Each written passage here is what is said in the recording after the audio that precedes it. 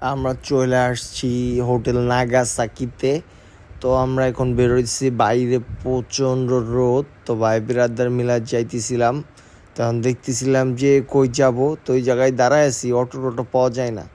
তো অনেকক্ষণ দাঁড়ায় থাকার পরে অটো পাইছি, এখন যাব। সবাই নিচে নামতেছে, সব ব্যবসায়ীরা, ভণ্ড ভণ্ড ব্যবসায়ীরা আছে এই জায়গা। তো এক ভাইয়ের, এই যে ভাই ব্রাদার, এই ভাইয়ের দুই বউ নিয়ে আইছে, একাই নেমে গেছে নিচে। দুই বউয়ের এক বাচ্চা এই যে ধরে আছে, মার্শাল্লাহ। তো এই জায়গায় চকলেট বিক্রি করে, এক চকলেটের উপরে কিটক্যাট লেখা, কিন্তু ভিতরে এলো লিবে।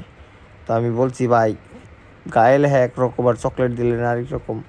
শুধু একমাত্র অরিজিনাল জিনিসটা হলো সেটা গিয়া বাদাম, যে বাদামের ভিতরে আমি বুট পাইনি। বাদাম খুলছি, বাদামই পাইছি। আর এই যে ভাই ব্রাদার একদম বাসা থেকে রান্না করে এনে এই জায়গা প্লেটে প্লেটে খাবার দিতেছে। এই যে ভর্তা, বিভিন্ন রকম ভর্তা, খাও যতবারও খাও, ভাত ফ্রি, তরকারির টাকা দিতে হবে।